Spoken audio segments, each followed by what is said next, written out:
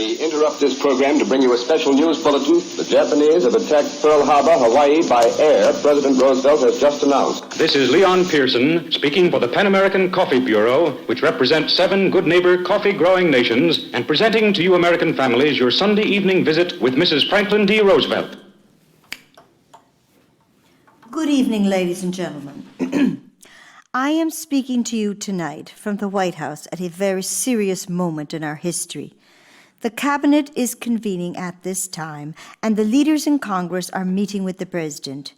The State Department and Army and Navy officials have been with the President all afternoon. In fact, the Japanese ambassador was talking to the President at the very time that Japan's airships were bombing our citizens in Hawaii and the Philippines and sinking one of our transports loaded with lumber on its way to Hawaii. By tomorrow morning, the members of Congress will have a full report and be ready for action. In the meantime, we, the people, are already prepared for action. Whatever is asked of us, I am sure we can accomplish it. We are the free and unconquerable people of the United States of America. Thank you.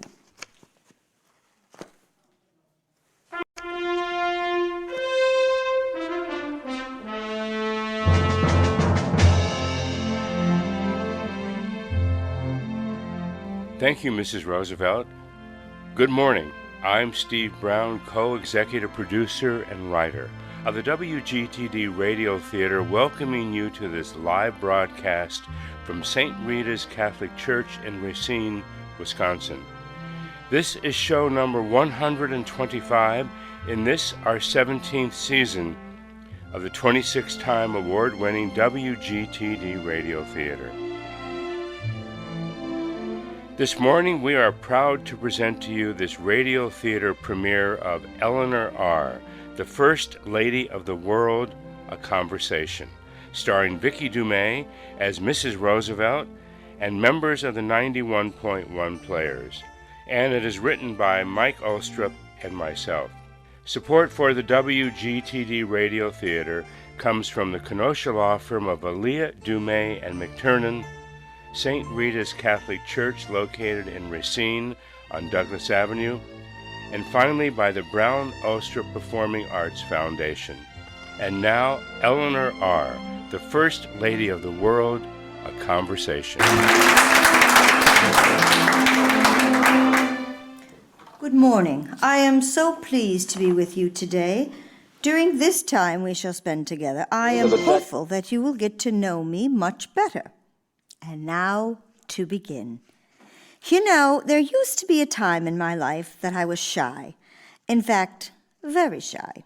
I could never have believed, so many years ago when I was just a young girl, that I'd be sitting here chatting with all of you and doing it on the radio for everyone to hear me. There are so many stories I wish to share with you today, but I know I can't talk about all of them. You know, sometimes our saddest stories as children end up making us stronger, much stronger as adults. I was told by some family members when I was very young that when I came into this world in October of 1884, my father said that I was a miracle from heaven, even though from all accounts I was more wrinkled and less attractive than most babies. I presume that's how my mother gave me such a horrible nickname, which I will tell you more about in a few minutes. A bit more about my early life. My mother, Anna, died from diphtheria on December the 7th, 1892. I was almost 8 years old at the time. My mother tried hard to bring me up well so that my manner would compensate for my looks, but her efforts only made me more keenly conscious of my shortcomings. She even called me Granny, and when she would say that name, she would laugh. It was not funny, not at all. My father, Elliot, whom I've loved dearly, was an alcoholic, confined to a sanitarium. He died in August of 1894. I was almost 10. My father's older brother was Theodore. I call him Uncle Teddy. And you know him, of course, as our 26th President of the United States. My father was charming and handsome and loved by all who came in contact with him. Oh, I loved my father dearly. With my father, I was perfectly happy. He was the center of my world. I adored him. After the deaths of my parents, I was raised by my maternal grandmother, Mary Livingston Ludlow, in Tivoli, New York. I will admit to you that as a child, I had many insecurities and was starved for affection, and even considered myself to be the ugly duckling of the family. And then add to that, being called Granny by my own mother. However, I do recall writing at the age of 14 in my diary that one's prospects in life were not totally dependent on physical beauty. I wrote this.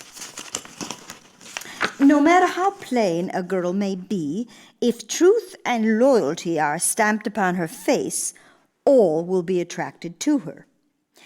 Now, I don't want any of you to think, not even for a second, that I'm telling you these things about my family to elicit sorrow or pity. On the contrary, I mention all of these things to give you some insight into who I am and how all of these elements combine to make me the adult I became. Wow, 2021. Many things are going on today in our nation and in the world. This terrible pandemic, the wars, the terrorist attacks. Let me tell you something about myself. And this is something that I don't often talk about. But before I do that, I must have a little more hot tea. There we go. More and more, as I grow older, I use the quickness of my mind to actually pick the minds of other people, usually older than I was, and then using their knowledge as my own. It could have been someone I met at school, a dinner companion, a casual acquaintance, or someone who provided me with information I could use then or later in conversation. As most of you might remember, I used to grant a lot of interviews in the media. Newspaper, radio, and later television news. People loved to interview me. Well, now here's a really good example of those interviews that I used to give.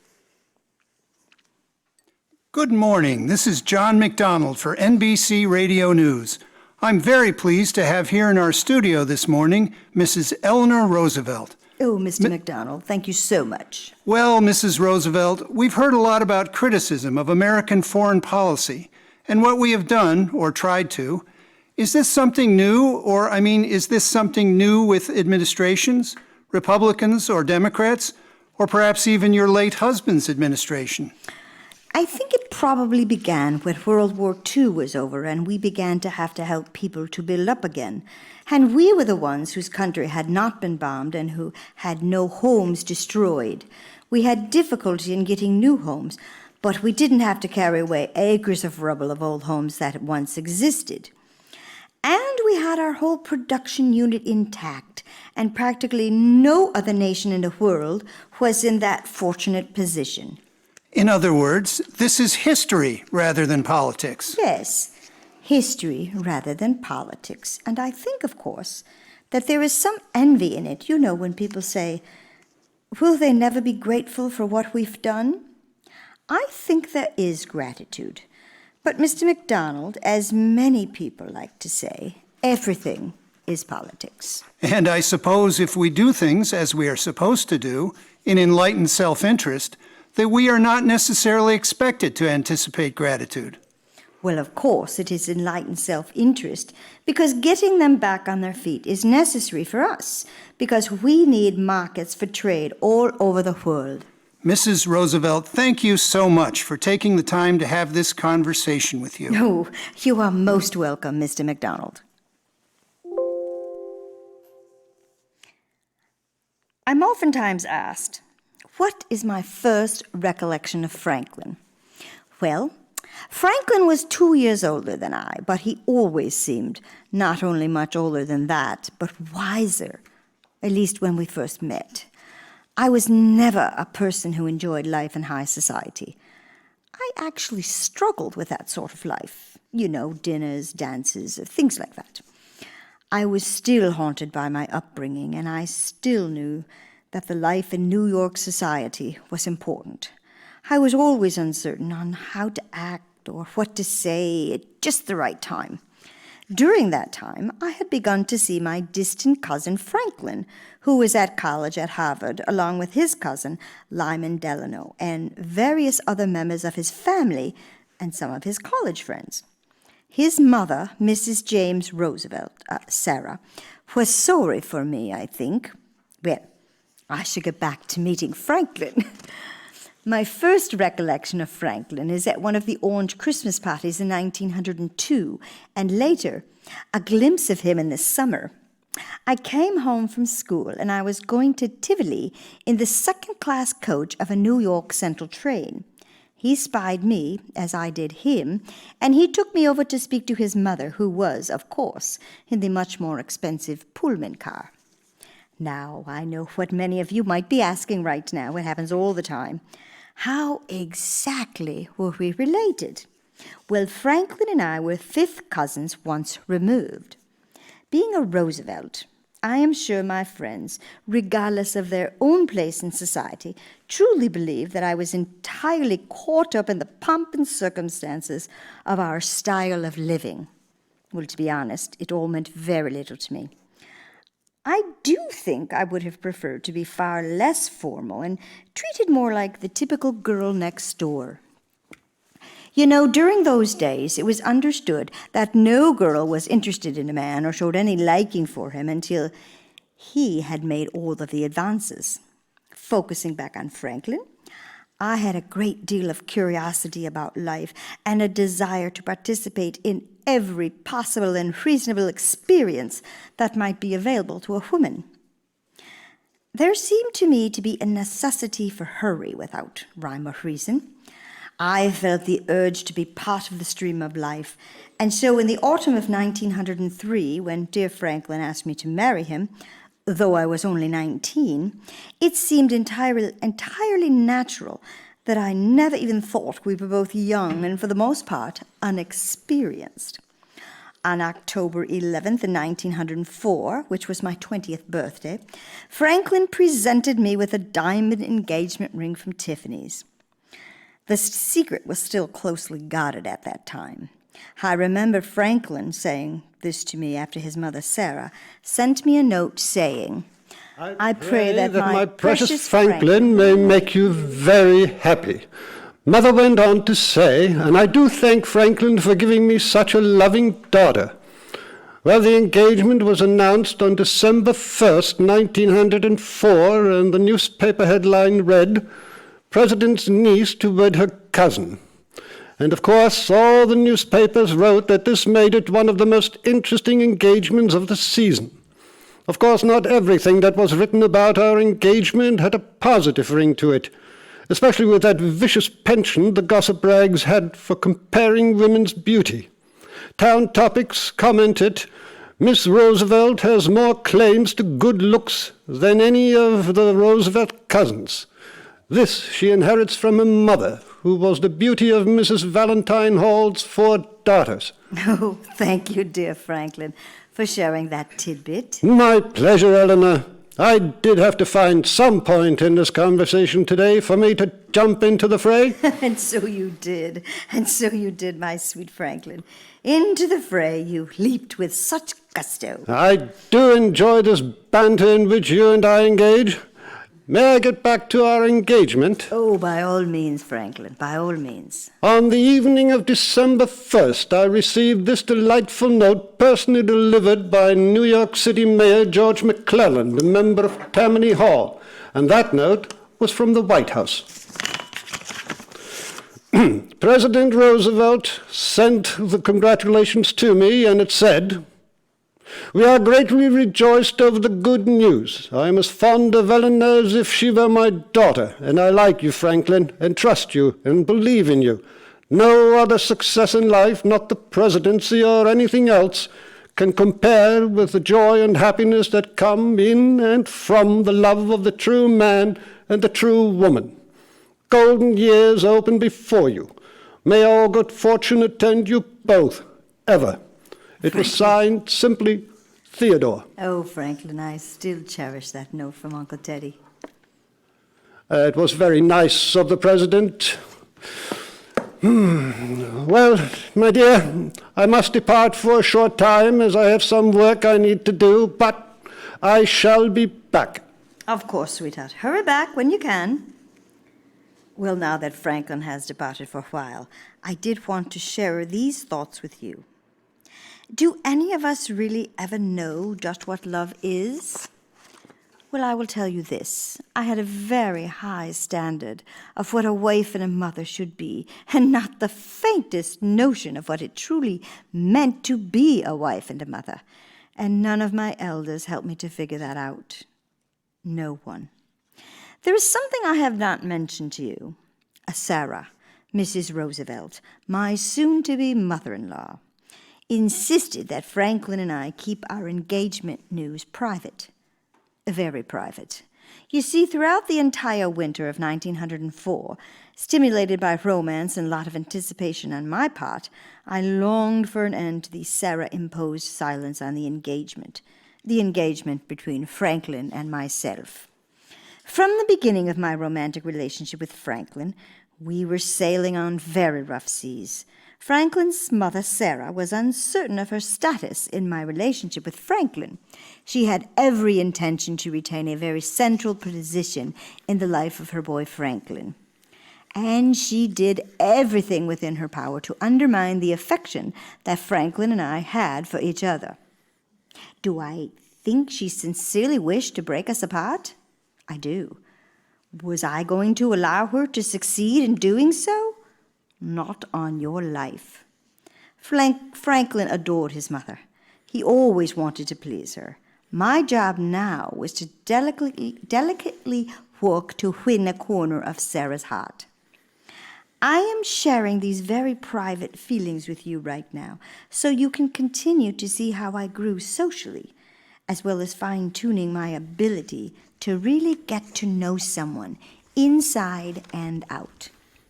Franklin's political confidant, Louis Howe, would later tell me that I was Franklin's strongest and most valuable asset, especially when he became president. Eleanor, thank you so much for introducing me. I was beginning to wonder if I would ever have a chance to join you this morning. Oh, Louis, I could never forget you, nor would I ever deny you the opportunity to join us this morning. Your knowledge and insights are wonderfully essential to this conversation today. Louis, this conversation has been quite fascinating so far, but I have a very interesting question for you. Why, of course, Eleanor. What is your question? I am always having people ask me when they write in to the Saturday Evening Post for my weekly column, what do you think freedom from want means? And I will tell you this, I know Franklin has talked about that. But what do you think it means, Louis? Here's what I think. Freedom from want means being sure that if you want to work, you can get a job, and that job will pay you sufficiently to give you and your family a decent standard of living. A decent standard of living means that your shelter shall be adequate for healthful living, that your food shall be adequate and of the kind which will keep you and your family and yourself in good physical condition. And finally, that you shall have medical care as needed by some method which your government may agree on, and that there shall be a margin of income to provide the necessary clothing and educational needs. Oh, Louis, that is so true. Even today, I still believe in the importance of all that, especially education. Education, yes, absolutely. May I make a brief comment about that, Eleanor? Yes, Louis, of course. This question, what is the importance of education, always seems to agitate scholars, teachers, statesmen, every group, in fact, of thoughtful men and women. The conventional answer in this acquisition of knowledge, the reading of books, and the learning of facts, perhaps because there are so many books and the branches of knowledge in which we can learn facts are so abundant today. especially with the computer and then asking Google or whatever search engine for more and more information. Louis, please do tell me more. Eleanor, we begin to hear more frequently that the function of education is to give children a desire to learn and to teach them how to use their hands and where to go to acquire facts when their curiosity is aroused. Oh, that is so true, Louis. So very true. Eleanor, I need to excuse myself as I have a meeting with some government bureaucrats, and as you know, they do not like to be kept waiting. Oh, of course, Louis. Perhaps we can chat again a bit later. I do hope so, Madam First Lady. Of the world? Of course, Eleanor. Always.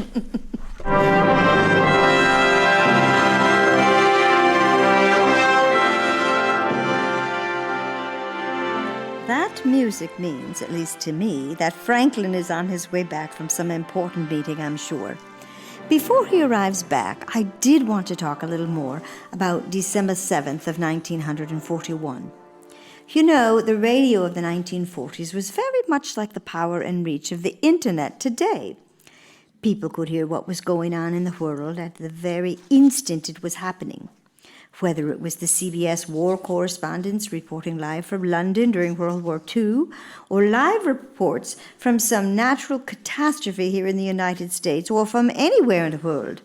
Besides communicating through the radio, people began writing letters to me. I received over 300,000 letters in 1933 alone, my first full year as the First Lady. Even though I had several secretaries who helped me in writing back to these wonderful women, men, and even children, I personally answered many of them myself. Eleanor, I'm back from my meetings. Oh, that's wonderful, Franklin. You know, I was just telling everyone about all the letters I used to receive. One of those letters that I received always sticks out in my mind, so much so that I included it in one of my columns that ran in the Saturday Evening Post. You don't mind if I read this letter, do you? Not at all. Good. The woman wrote, "Dear Mrs. Roosevelt, what can I do? I feel that the women and girls of this country ought to be doing something just as well as the young men, but I don't know just what to do. I am 19 and my young man has just gone to camp, and it doesn't seem right for me to sit at home and go around doing the same things I have always done." I can genuinely relate to what this young lady had to say. My longer than usual response was this: granted that a year of service for boys is finally satisfactorily adjusted, I personally hope that a year of compulsory service will also be considered for girls. I do not, of course, think of girls as taking the same training or doing the same kind of work that the boys will probably do, nor do I think of them serving in camps. Of course, today, in 2021, young women are serving in combat roles, although I did not think back in the 1940s that would be possible. I agree completely. To be specific, I think women doing their year of service in large part in their own communities. For instance, they could obtain training in a local hospital during part of the year. In this way, not one, but two things might be achieved. And what might that be, Eleanor? Well, Franklin, the young lady would be getting something which would be valuable in her own life in the community later on. We have accepted that requirement as an ideal ever since the public school system was originally established. That is quite true, Eleanor. Public education for our youth is a wonderful thing. Franklin, as you know, the idea that education belongs solely to the privileged class is one of the beliefs in which democracy has attempted to destroy. I also believe that girls, if it is decided to require of them a year of service, should be placed on exactly the same footing as men, and they should be given the same subsistence and the same wage. And, of course, Eleanor, this will lead to the determination to hand off this democracy to their children, not as a permanent, static thing, but as an ideal to grow as future generations grow. And they will continue to strive for something better for all of us. Franklin, young women of today in 2021 are engaged in many endeavors, including the military. that were once held out for men only. We have come a long way since the 1940s, but are still behind. Eleanor, I wonder just when things will begin to change. You know, as I was just speaking about those disparities, I was also thinking about my life growing up. Now, I would think that many of you might think, wow, it must have been really great growing up as a Roosevelt. I never saw myself in that light. In fact, I usually had to become an overachiever just to be recognized as a regular person. My life before you became president in March of 1933 was fascinating, challenging, at times overwhelming, and most of all, never dull. Although there were times I had wished for true peace and quiet. After Franklin's unsuccessful run as the Democrats' vice presidential nominee in 1920, politics stayed a bit out of the fringes of our lives. It was not until 1928 when New York Governor Al Smith asked Franklin to nominate him for president and to consider running for governor of New York in 1928. Governor Smith felt that having Franklin running for governor during this presidential election cycle would bring additional strength to Governor Smith. I mention all of this because during the time that Franklin was governor, I became much more involved with politics and issues of social justice, as well as many injustices that were happening not only in New York, but around the entire country. Eleanor, as you know, you and I would have many discussions about policy matters that directly impacted New York, and that eventually would have an impact on the whole nation when I became president in 1933. Well, once we were both back in public affairs, or in this case, elected office, both of our political interests and ambitions were reawakened.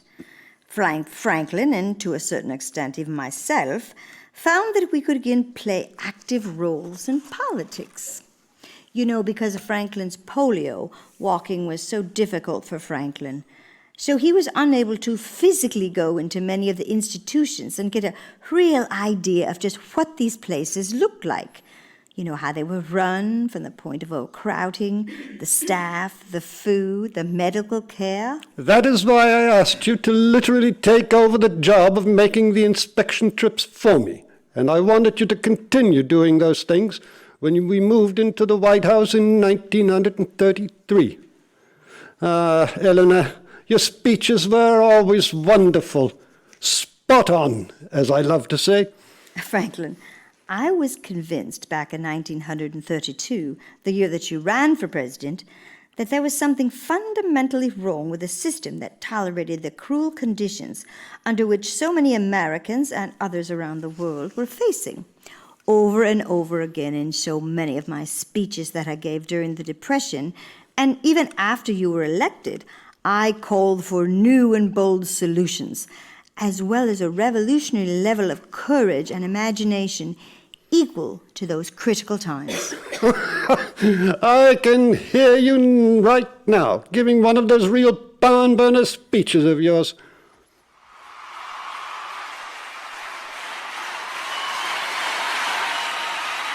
As I have stated many times in the past, we must all demonstrate a spirit which is not afraid of new difficulties and new solutions, nor should we ever be afraid to deal with whatever hardships we are facing.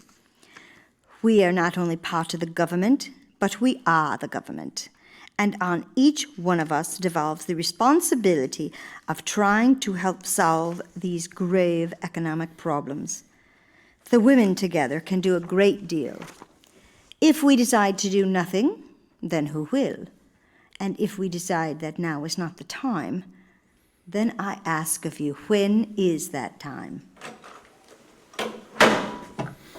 There you two are. Louis, where have you been? Mr. President, I've been working on one of your speeches, and as you know, it does take me a while to get it just right.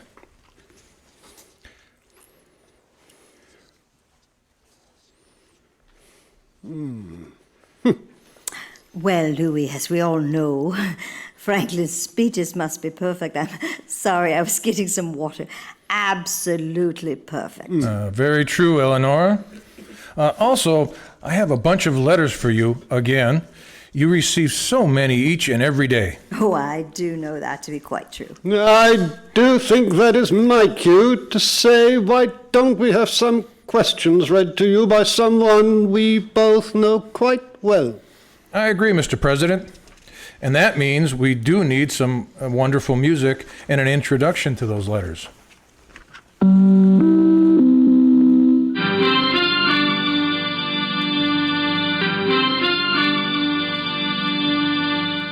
Good morning. This is Linda Ellerbee from NBC Radio News. And as many of you know, in her newspaper column and on the radio, First Lady Eleanor Roosevelt invited the American people to write to her. In 1933, she received some 300,000 letters and cards. She often worked late into the night reading her correspondence. She had a variety of prepared replies she instructed her secretaries to send, but she also responded to many letters individually. Oh, Linda, it is so nice to hear your voice again. I always love how you end each of your broadcasts. You mean when I say... Yes, when you would say, and so it goes. Yes, exactly. Now, Mrs. Roosevelt, let's have our very own and so it goes conversation. Oh, most excellent, Linda. Let's. Mrs. Roosevelt, before I read a few questions that have been sent in, let me say this. You are a most curious and thought-provoking person, which is something evident we have all seen and heard throughout your entire life. Partly because, in my humble opinion, that you have oftentimes felt that you have something more to prove to people. And that partly because you feel the only way that people can actively participate in society, and that the only way peace can be achieved in the world is if people understand more and take the trouble to educate themselves. My goodness, that is quite prolific. And it certainly makes me think both deeply and with true focus. Of course. Anyway, in responding to your statement, living and learning. But they really are the same thing now, aren't they? There is no experience from which you can't learn something. When you stop learning, you stop living in any vital and meaningful sense. And the purpose of life, after all, is to live it, to taste experience to the utmost, to reach out eagerly and without fear for newer and richer experience. And now, on to a few of these extremely interesting questions that were sent to me. Well, after I announced to my audience here on NBC Radio News that you and I were going to have this conversation this morning. Okay, let's hear them. Yes. Let's begin with this quite unusual question. Do you think that 16-year-old boys should be allowed to drive cars? Oh, my goodness. That is an unusual one. Well, anyway, it depends on the 16-year-old's sense of responsibility. They should certainly be allowed to drive cars with older people accompanying them, because that is the way to learn how to drive. Whether they should be allowed to go into crowded thoroughfares alone is a question of the ability and sense of responsibility of the individual 16-year-old boy. I agree. This person from Antioch, Illinois writes, I'm as tall as you, and I'd like to know what you do when you meet short people. Another unusual question. Yes. Well, you know, I never really think about what I do when I meet someone who is not as tall as I am. I stand as straight as I can most of the time, because I think otherwise all tall people are apt to grow round shoulders. But I never notice whether people I am talking to are short or tall. I think probably to be unconscious of one's height is the best way to make other people unconscious of it too. Whom do you consider the two greatest women of all times and why? Wow, such a wonderful question. Well, here's what I think. Harriet Beecher Stowe, because she had the heart to understand a great social problem and all its implications, and the courage to use her ability as a writer to bring it home to the conscience of people as a whole. Wonderful. And the other woman? Well, Madame Curie, of course, because she demonstrated that a woman's brain has as much ability, if not more, for scientific research as a man's, and that a woman can be steadfast in purpose and as self-denying in her work. She will always be considered great. Yes. Any other thoughts about this question? Well, thank you so much, Linda.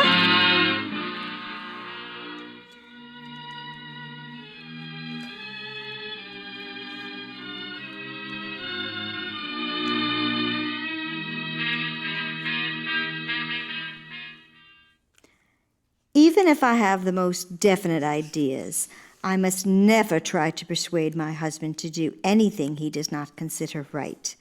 Now, I believe that I have the right to my own opinions, a right to maintain them and to announce them, and this can be done without nagging. But I will tell you this, I will not sit on the platform where the subject of the speeches is one upon which I differ with Franklin and his party, and I will not issue any statements in support of such policies. And do you have a specific example of this? Oh, yes, absolutely. Presidential Executive Order 9066, dated February 19th, 1942. Yes, that was incredibly controversial and absolutely wrong. Oh, I agree 100%. Franklin, who was encouraged by officials at all levels of the federal government, authorized the internment of tens of thousands of American citizens of Japanese ancestry and resident aliens from Japan. This executive order gave the military the power to ban these American citizens from a 50 to 60 mile wide coastal area stretching from Washington state to California and extending inland into southern Arizona. The order also authorized transporting these citizens to assembly centers hastily sent up and governed by the military in California, Arizona, Washington state, and Oregon. Terrible. Simply terrible. And I told him that.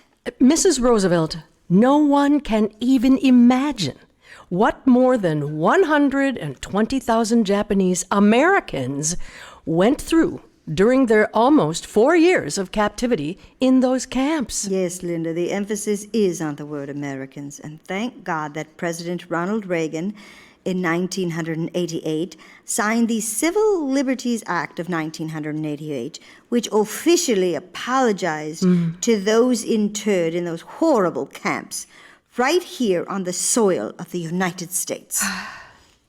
Mrs. Roosevelt, our time together is winding down. Do you have some final thoughts? Well,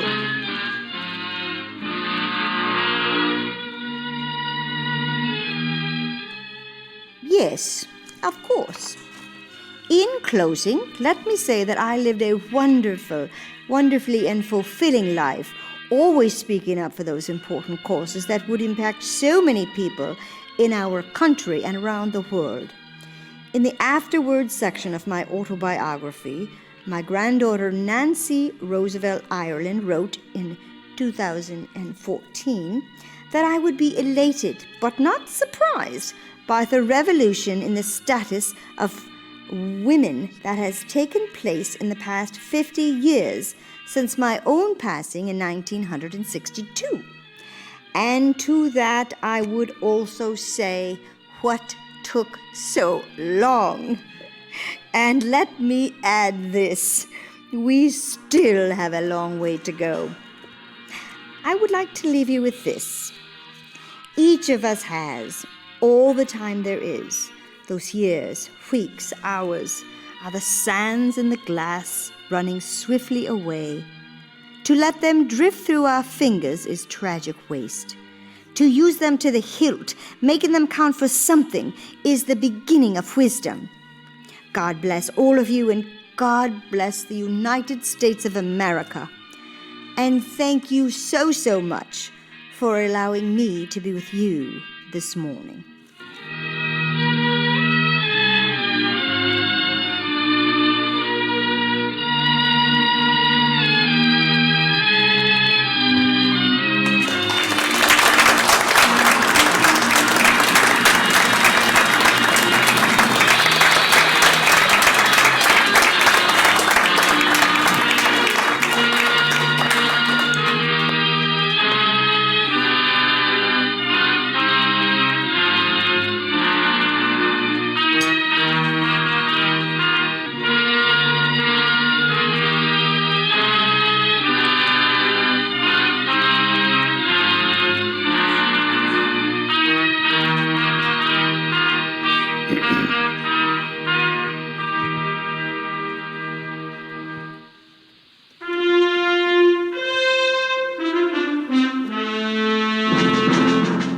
And this is Steve Brown once again.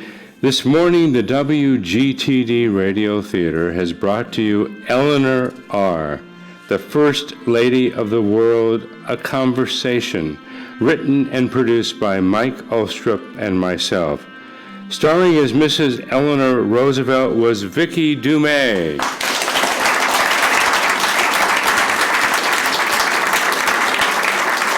Other stars from the award-winning 91.1 Players included Siegfried Christoph as President Franklin Roosevelt,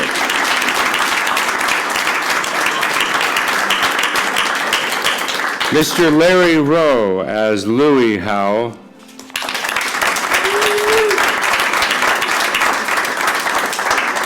Joe Jensen as Linda Ellerbee,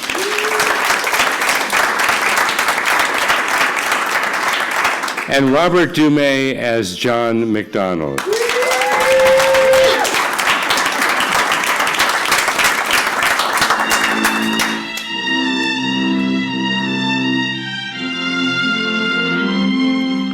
Support for the WGTD Radio Theater comes from the Kenosha law firm of Aaliyah Dumais and McTurnan, St. Rita's Catholic Church located in Racine on Douglas Avenue, and finally by the Brown-Ullstrup Performing Arts Foundation located in the village of Salem Lakes.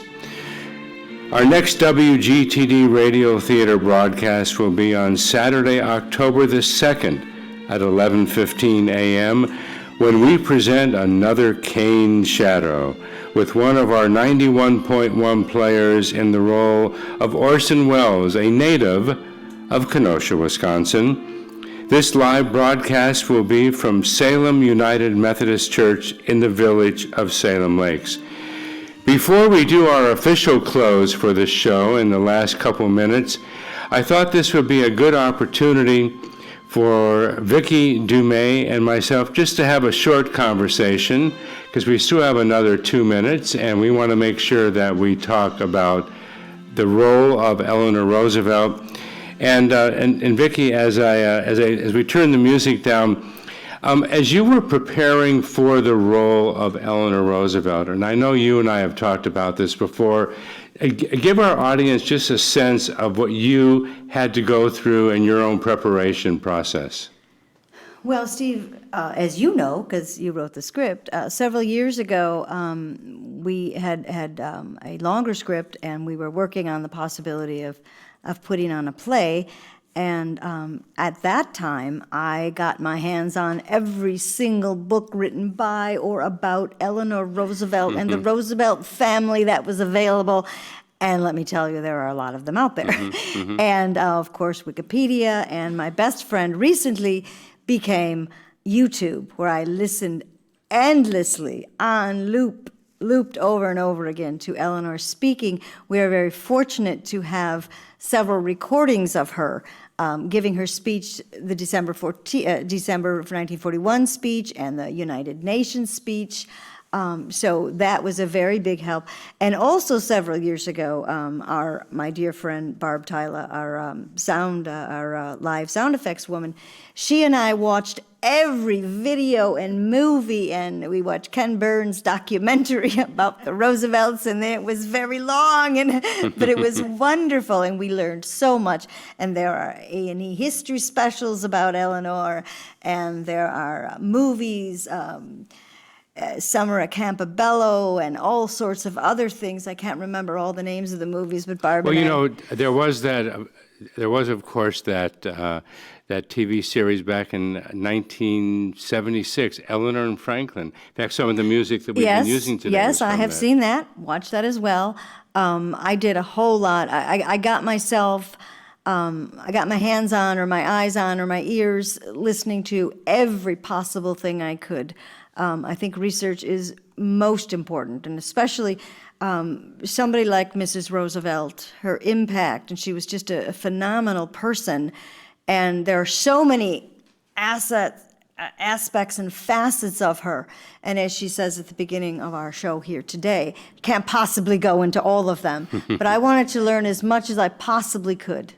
That's very good. You know, I want to thank you for your preparation and also your role as Eleanor R.